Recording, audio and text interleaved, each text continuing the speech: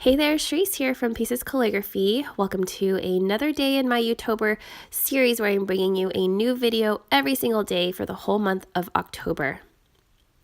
For today's video, day 21, I wanted to do a video on adding shadows to your lettering. This came from a request from Abby, so thanks Abby for the suggestion. And I hope you're enjoying this YouTober series so far. I cannot believe we are in the final week. So thank you so much for those of you who've been following along so far.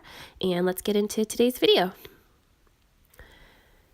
So to understand adding shadows, I thought I would spend some time showing you if there was a sun on the side of your lettering. This is how I like to envision adding shadows. So see how I drew a sun in the corner, and imagine if it were to cast shadows on the thick parts of your letters, then that's where you would place the shadow. This is very important because adding shadows is actually a very careful technique. You don't want to just randomly place them, otherwise it'll look really messy. So here I am again, just emphasizing how important it is to understand where the sun is. And if you think about it, the best place to place that sun is where the shadow would cast onto where your slant line is. So see how the slant line sort of matches where I'm placing the shadow. So here I'm just kind of showing you quickly what it would look like to add shadows, but I'll go into details into actually how to place these shadows.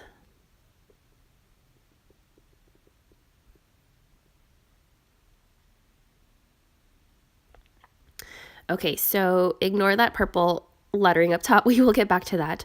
So here I am just taking my regular brush pen. I'm using a Pigma professional brush here. This is the MB or the medium brush, and I'm just writing out a word, still in that fall spirit. So that's the reason behind these words.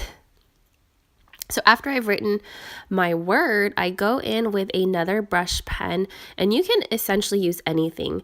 Ideally, you want to use something a little bit smaller than the first pen you used. So here I am using a Pentel brush pen just because it's slightly smaller, but I like using a brush pen because I can mimic the strokes that I created. So here I am just finding that thick shade and imagining my sun in the corner, and pretty much adding shadows or these markings with my second brush pen anywhere where I think the shadow would be casted. So here's another look just a little bit closer. So I'm really careful to only apply it where that thick shade is. You want to just be consistent in how you're applying it.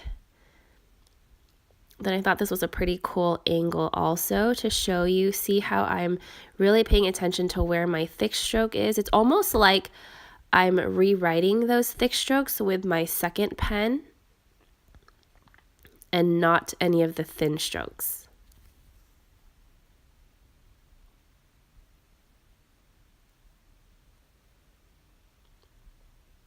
So just being really careful in adding that shade to the thick strokes, so you can see how that looks really cool, this effect of adding that shadow.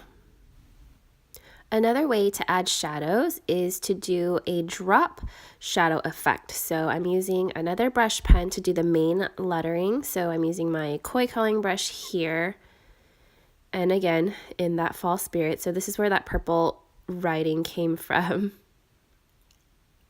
So after you have your main word, then what I like to do is go in with a jelly roll. Remember those? Throwback to middle school, right? So I'm actually doing the same thing where I'm adding the shadow where it would have fallen had there been a sun in the corner, but this is called a drop shadow because I'm not really trying to touch the thick shade, and I'm actually dropping below it. It gives this cool effect if you can precisely add that shadow just a little bit off of the thick shade. And I'm using a jelly roll here because it's really precise and it's a fine tip. So you can kind of see how this is a similar idea, but it's a different effect. And I thought this was pretty fun. So I hope you enjoyed this video. This was just a quick little tutorial on how to add shadows. Please let me know in the comments below if you found this helpful, or if you have another shadowing technique that I haven't covered here. And please give this video a thumbs up if you liked it. And as always, if you haven't already, please subscribe to my channel and tap that little bell so you'll get notifications of future videos. And I will see you tomorrow for day 22. Bye.